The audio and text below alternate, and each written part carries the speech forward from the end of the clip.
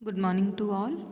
हमारी जो class anatomy of angiosperms में चल रही थी, जिसमें हम फर्स्ट यूनिट के रूट एपेक्स ऑर्गेनाइजेशन पर बात कर चुके थे और उसके साथ ही हमने रूट के मॉडिफिकेशन का टॉपिक स्टार्ट किया था। रूट मॉडिफिकेशन में हम फूड स्टोरेज वाला जो पार्ट था, जिसमें हमने आपको अलग अलग तरीके के मॉडिफिकेशन बताए थे कि किस तरीके से मॉडिफिकेशन होता है। उस केस में हम मॉडिफिकेशन में फूड स्टोरेज जो कि टैप रूट के अंदर किस तरीके से मॉडिफाइड होता है और साथ ही एडवेंटिशियस रूट में किस तरीके से मॉडिफिकेशन होता है, उन टॉपिक्स पर हम बात कर चुके थे। नेक्स्ट आज की क्लास में जो हम टॉपिक डिस्कस कर रहे हैं वो है इंटरेक्शन विद माइक्रोब्स, यानी सूक्ष्म जीवों के साथ जो अंतःक्रिया होती है और उस अंतःक्रिया के दौरान जो इंटरेक्शन के बाद में रूट के का मॉडिफिकेशन होता है, हम उस टॉपिक को आज की क्लास में डिस्कस कर रहे हैं।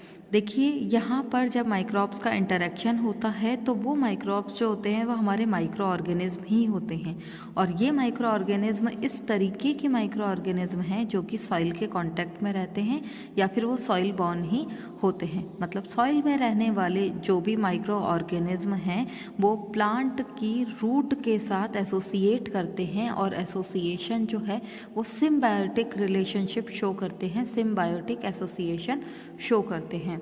What is symbiotic association?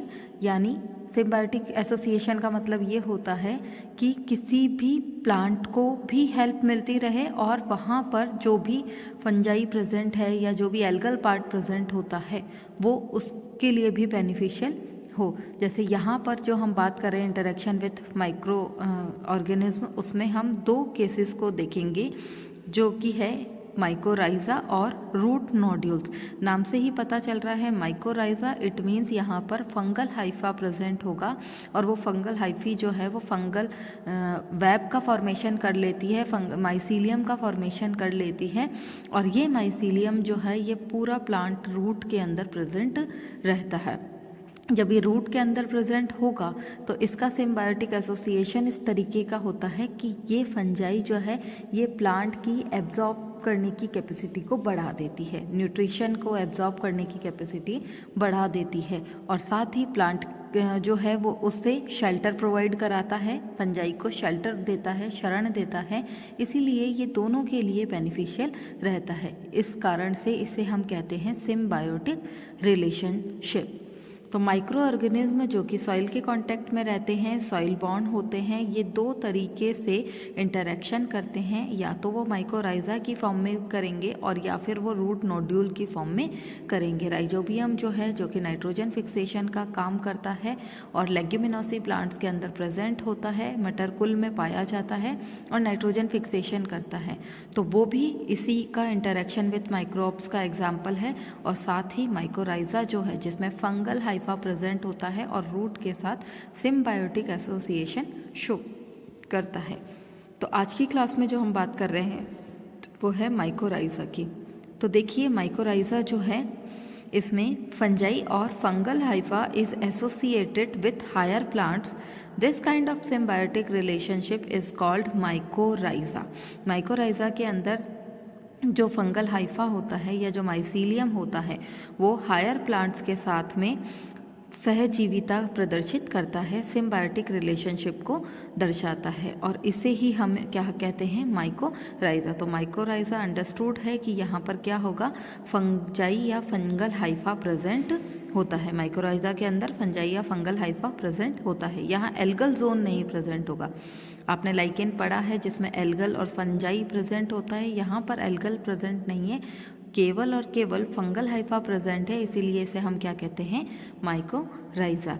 अब ये जो माइकोराइजा है जिसमें फंगल हाइफा प्रेजेंट है, जो फंजाई है वो प्रेजेंट है, तो इनकी पोजीशन जो माइसीलियम बन रहा है प्लांट रूट के अंदर, तो उनकी पोजीशन के अकॉर्डिंग हम उनको अलग अलग कैटेगरीज में कैटेगराइज करते हैं।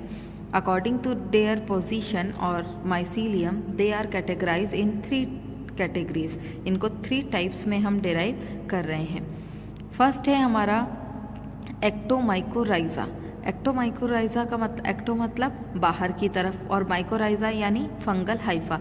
तो बाहर की तरफ जो फंगल हाइफा प्रेजेंट रहता है, अब यहाँ बाहर कहाँ होगा, जो रूट पार्ट है उसका जो एपिडर्मल टिश्यू है, रूट की एपिडर्मल टिश्यू पर अगर फंगल हाइफा प्रेजेंट होता है तो उसे हम कहते हैं ectomycorrhiza. Ectomycorrhiza in this condition mycelium are connected with terminal rootlets. Terminal rootlets का मतलब ये होता है कि जैसे मान लीजिए हमारा रूट पार्ट है, इस रूट पार्ट का ये जो एंड पार्ट है, टर्मिनल है जोन, इसी पर माइक्रोब्स का इंटरेक्शन होता है। तो जब इस पार्ट पर माइक्रोब्स का इंटरेक्शन होगा, जो फंगल हाइफा प्रेजेंट होगा, वो न्यूट्रिशन कहाँ तक लेगा, वो लेगा इसके एपिडर्मल टिश्यूज के साथ में और कुछ कॉर्टिकल सेल्स, कॉर्टेक्स रीजन की, जो कि हमारे रूट में कॉर्टेक्स रीजन प्रेजेंट होता है, डिपेंड ऑन प्राइमरी और सेकेंडरी ग्रोथ। प्राइमरी और सेकेंडरी ग्रोथ के बिहाफ पर जो हमारा कॉर्टेक्स रीजन है, उस कॉर्टेक्स रीजन की कुछ सेल्स और साथ ही एपिडर्मल टिश्यू, ये दोनों रीजन जो है यहाँ से न्यूट्रिशन लेते हैं और यहाँ पर ये कनेक्टेड रहते हैं। तो in this condition mycelium are connected with terminal rootlets of higher plants and formed a dense mycelial sheet. ये क्या करते हैं कि इस टर्मिनल रूटलेट्स के साथ में, जो कि हायर प्लांट में प्रेजेंट होती है, वहाँ पर रहते हैं और एक सघन जाल बना लेते हैं, कवक जाल, डेंस माइसीलियल शीट बनाते हैं, सघन कवक जाल बना लेते हैं, दैट इज कॉल्ड हार्टिंग नेट। ये बहुत इंपॉर्टेंट है, हर बार 1 मार्क्स में क्वेश्चन बनता है, व्हाट इज हार्टिंग नेट और शीटिंग माइकोराइजा। तो शीटिंग माइकोराइजा या हार्टिंग नेट क्या होता है कि जब हायर प्लांट्स के साथ माइक्रोब्स का इंटरेक्शन होता है, फंगल हाइफा कनेक्टेड होते हैं, तो वो कनेक्ट हो करके एक डेंस माइसीलियल शीट बना लेते हैं, एक सघन कवक जाल का निर्माण कर लेते हैं, इसीलिए इसे क्या बोला जाता है, हार्टिंग नेट कहा जाता है। यहाँ पर in ectomycorrhiza mycelium are present in outer side. अभी मैंने आपको बताया कि कहाँ पर प्रेजेंट होता है, कि जो टर्मिनल रूटलेट्स होती है, जो इसका टर्मिनल पार्ट है, एंड जोन जो है, उस पार्ट पर, यहाँ पर ये केवल बाह्य सतह पर प्रेजेंट होती है, आउटर साइड पर प्रेजेंट होती है, and some cortical cell of plant root. जो प्लांट रूट है उसकी कुछ वल्कुट कोशिकाओं में या कॉर्टेक्स रीजन पर ये प्रेजेंट होती है। यहाँ पर जो एक्टोमाइकोराइजा है, वहाँ जो फंजाई प्रेजेंट होती है वो ज़्यादातर बेसिडियोमाइसिटीज के मेंबर्स होते हैं। बेसिडियोमाइसिटीज आप फर्स्ट ईयर में इसके कुछ मेंबर्स जो आपके सिलेबस में थे आपने पढ़े हैं, पक्सीनिया पढ़ा था, गैरिकस पढ़ा था। इसके अलावा बेसिडियोमाइसिटीज का बॉलिटस, अमाइंशिया और ट्राइकोलोमा, ये तीनों स्पीशीज़ जो है वो एक्टोमाइकोराइजा के केस में इंक्लूडेड है और ये सिम्बायोटिक एसोसिएशन करती है हायर प्लांट की रूट के साथ में। Fungi are involved in this. यहाँ पर जो ये फंगल हाइफा प्रेजेंट होता है और हार्टिंग नेट का फॉर्मेशन करता है और एक्टोमाइकोराइजा बनाता है, ये किन प्लांट्स में इन्फेक्शन करता है, तो ये ज़्यादातर इन्फेक्शन एक्चुअल में इंटरेक्शन, नॉट इन्फेक्शन, ये जो इंटरेक्शन करता है ये नॉर्थ ट्रॉपिकल रीजन या नॉर्थ टेम्परेट फॉरेस्ट जो होता है, जिसे हम कह सकते हैं कि जो ऐसा जहाँ पर टेम्परेचर जो है वो इतना ज़्यादा नहीं होता, थोड़ा टेम्परेचर जो है वो मेंटेन रहता है वहाँ पर, तो ये उस तरीके के प्लांट्स में इंटरेक्शन करता है, जैसे फेगेसी है, बेटुलेसी फैमिली है, टीलियसी फैमिली है, इन प्लांट्स के अंदर करता है इंटरेक्शन। इसके साथ ही आपने देखा होगा कि जो हमारा पाइनस है, साइकस है, इसके अंदर भी इनकी कोरोलाइड रूट है। कोरोलाइड रूट के अंदर तो एल्गल प्रेजेंट होता है, लेकिन जो पाइनस की रूट है, उस पाइनस की रूट में भी फंगल हाइफा प्रेजेंट होता है। और ये जो फंगल हाइफा है, यहाँ पर ये एक्टो ना होकर के एंडो टाइप का होता है, क्योंकि कुछ नोड्यूल्स का फॉर्मेशन करता है, कुछ वेसिकल्स का फॉर्मेशन करता है। तो इस केस में एक्टोमाइकोराइजा है तो पाइनेसी वाला इंक्लूडेड नहीं है, यहाँ पर फेगेसी है, बेटुलेसी है और टीलियसी के प्लांट्स इंक्लूडेड होते हैं, जो कि एक्टोमाइकोराइजा का फॉर्मेशन करते हैं। अगर हम इनके माइकोराइजल पार्ट का या जो इनका इंटरेक्टेड पार्ट है माइक्रोब्स का, उसका हम टीएस सेक्शन कट करके देखेंगे तो ये हमारा सारा एपिडर्मल टिश्यू है। ये है हमारी एपिडर्मिस लेयर, तो ये एपिडर्मल लेयर्स के चारों तरफ जो माइसीलियम है वो केवल एपिडर्मल टिश्यू के बाहर की तरफ कुछ इस तरीके से फंगल हाइफा इंटरेक्शन करते हैं और एक पैरेनकाइमेटस वेब लाइक स्ट्रक्चर का फॉर्मेशन कर लेते हैं। इस तरीके से अरेंज्ड हो जाते हैं आउटर सरफेस पर, एपिडर्मल सरफेस पर। इसके साथ ही ये जो है जिगजैग फॉर्म में इस तरीके अल्टरनेट पोजीशन पर और इस तरीके से अरेंज होकर के एक नेट लाइक स्ट्रक्चर का फॉर्मेशन करते हैं, एक जाल जैसी संरचना बना लेते हैं और इसे ही हम क्या कहते हैं, हार्टिंग नेट। इस हार्टिंग नेट के अंदर sheet of fungal Haifa present होती है और फंगल हाइफा जो है वो सॉइल के थ्रू इस एपिडर्मल टिश्यू के साथ इंटरेक्शन करता रहता है। तो ये है हमारा एक्टोमाइकोराइजा पार्ट। एक्टोमाइकोराइजा इसका फर्स्ट टाइप था। सेकंड है हमारा एंडोमाइकोराइजा पार्ट। एंडोमाइकोराइजा मीन्स इंटरनल पार्ट पर। इंटरनल पार्ट कौन सा होगा, एपिडर्मल रीजन तक तो हमारा एक्टोमाइकोराइजा है। उसके बाद में जो हमारा कॉर्टेक्स रीजन है, पित्त तक वाला पोर्शन जो आ जाता है वो सारा एंडोमाइकोराइजा के थ्रू कवर्ड रहता है। In this kind of mycorrhiza fungal hypha is associated with plant root and cortical tissue of root, यानी जो हमारी रूट पार्ट है उसके कॉर्टिकल रीजन तक, उसके कॉर्टेक्स रीजन तक हाइफा प्रेजेंट होते हैं।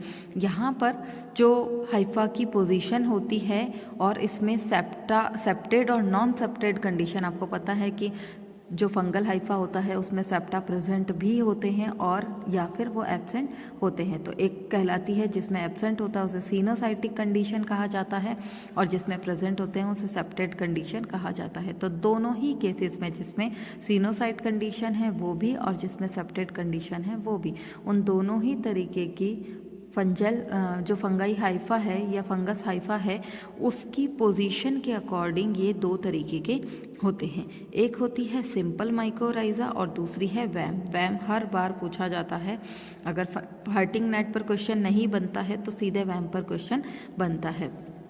तो सिंपल माइकोराइजा नाम से ही पता चल रहा है कि इसमें क्या होगा, किसी भी तरीके की कोई स्पेशल स्ट्रक्चर का फॉर्मेशन नहीं होता है, इसीलिए इसे हम सिंपल माइकोराइजा कहते हैं। ये सिंपली अरेंज्ड होती है। जो फंगल हाइफा है वो एपिडर्मल टिश्यू से लेकर के कॉर्टेक्स रीजन तक सिंपली अरेंज्ड रहता है, कोई भी स्पेसिफिक वेसिकल्स का या किसी भी तरीके की नोड्यूल का फॉर्मेशन नहीं करता। जबकि वैम के अंदर क्या है, वेसिकल का फॉर्मेशन करता है, आर्बेस्कुलर का, यानी कुछ नोड्स का फॉर्मेशन कर देता है, ट्यूमर लाइक स्ट्रक्चर का फॉर्मेशन कर देता है। तो फर्स्ट है सिंपल माइकोराइजा। ये माइकोराइजा जो है ये ऑर्किड्स और कॉनिफर्स के अंदर प्रेजेंट होती है। ऑर्किड्स का सबसे इंटरेस्टिंग फीचर ये होता है कि ऑर्किड्स के अंदर जब तक किसी भी फंगल हाइफा का एसोसिएशन नहीं होता तब तक इसका जर्मिनेशन नहीं हो पाता। सीड बहुत माइक्रो होते हैं, बहुत छोटे सूक्ष्म आकार के इसमें सीड्स प्रेजेंट होते हैं और जो सीड्स हैं उनका जर्मिनेशन तब होगा जब फंगल हाइफा उसके अंदर प्रेजेंट होता है। तो सिंपल टाइप का माइकोराइजल इंटरेक्शन इसमें होता है, ऑर्किड्स और कॉनिफर्स में पाया जाता है। In this case fungi are simply arranged and they are not form a vesicle in plant root. ये सिंपली अरेंज होती है, सीधे सीधे फंगल हाइफा जो है वो एपिडर्मल टिश्यू से कॉर्टेक्स रीजन तक मूव कर जाते हैं और ये फिर इसके साथ में प्लांट रूट के साथ में इंटरेक्शन करते रहते हैं। अब प्लांट की न्यूट्रिशन कैपेसिटी की, एब्जॉर्प्शन कैपेसिटी को बढ़ा देता है और साथ ही प्लांट जो है वो इसे शेल्टर प्रोवाइड कराता रहता है, न्यूट्रिशन भी देता है और शेल्टर भी देता है। और ये प्लांट की जो एसोसिएशन कैपेसिटी है, उसकी एब्जॉर्प्शन जो कैपेसिटी है वो बढ़ाता चला जाता है। तो सिंपली अरेंज रहता है, किसी भी तरीके की कोई स्पेसिफिक स्ट्रक्चर का फॉर्मेशन नहीं होता। राइजोबैक्टीरिया इसका एग्जाम्पल है। राइजोबैक्टीरियम के अंदर आपको इस तरीके का एसोसिएशन जो कि सिंपली माइकोराइजल है वो देखने को मिलता है। नेक्स्ट है हमारा वैम फंजाई। वैम फंजाई से इसलिए बोला जाता है क्योंकि इसमें एक स्पेशल टाइप की वेसिकल्स का फॉर्मेशन होता है। कुछ यहाँ पर वेसिकल्स बन जाती है, कुछ गांठ टाइप संरचना बन जाती है, ट्यूब लाइक स्ट्रक्चर का फॉर्मेशन होता है। वैम की फुल फॉर्म है vesicular arbuscular mycorrhiza. Vesicular arbuscular mycorrhizal fungi बोला जाता है इसको।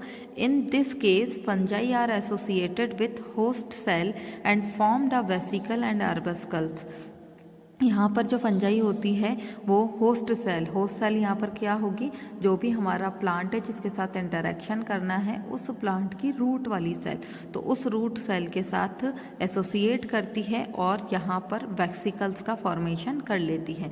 वेसिकल्स एक ट्यूब लाइक स्ट्रक्चर है, ट्यूब का फॉर्मेशन कर लेती है और उसके साथ ही आर्बेस्क्यूलर मतलब ट्यूमर लाइक स्ट्रक्चर का फॉर्मेशन करती है। This kind of vesiculated fungi are called VAM fungi. इस तरीके की जो कि वेसिकल का फॉर्मेशन कर रही है उस तरीके की फंजाई को हम वैम फंजाई कहते हैं। इसके कुछ एग्जाम्पल है जाइगोमाइसिटीज, आपने राइजोपस पढ़ा है पिछले साल। उस जाइगोमाइसिटीज के जो मेंबर्स आपके के सिलेबस में तो सिर्फ राइजोपस था, इसके अलावा एंडोगोन है, ग्लोमस है, जियोस्पोरा है, ये जो है ये वैम फंजाई कहलाती हैं। और ये वैम फंजाई कहाँ पर इन्फेक्शन करती है, पोएसी फैमिली के अंदर, पाल्मेली, साइप्रेसी और लेग्यूमिनोसी, जो कि नोड्यूल्स का फॉर्मेशन करती है। रूट जो नोड्यूल है जो कि नाइट्रोजन फिक्सेशन आपने प्रोसेस देखा है उसमें ये इस तरीके से इन्फेक्शन करती है। जब इसका इंटरेक्शन होता है प्लांट्स के साथ में तो जो भी जर्मिनेटेड सीड्स होते मतलब एपिडर्मल टिश्यू से ये फंगल हाइफा, ये क्या है, ये तो है हमारा रूट हेयर पार्ट। रूट पे हेयर प्रेजेंट है, रूट हेयर पार्ट है। एक्सटर्नल हाइफा जो कि बाहर से एंटर कर रहा है, एंटर करके ये एपिडर्मल टिश्यू से होता हुआ कॉर्टेक्स रीजन तक पहुंच जाता है। ये रीजन कौन सा है, ये पिथ रीजन है। तो इस कॉर्टेक्स रीजन के अंदर ये इस तरीके की नोड लाइक स्ट्रक्चर का फॉर्मेशन करती है, एक ट्यूब लाइक स्ट्रक्चर का फॉर्मेशन करती है। तो जो ट्यूब है उसे हम कहते हैं वेसिकल और जो ट्यूमर लाइक स्ट्रक्चर बन रही है वो कहलाती है आर्बेस्क्यूलर। ये दोनों ही क्या करती हैं, ये दोनों ही नाइट्रोजन फिक्सेशन में हेल्प करती हैं।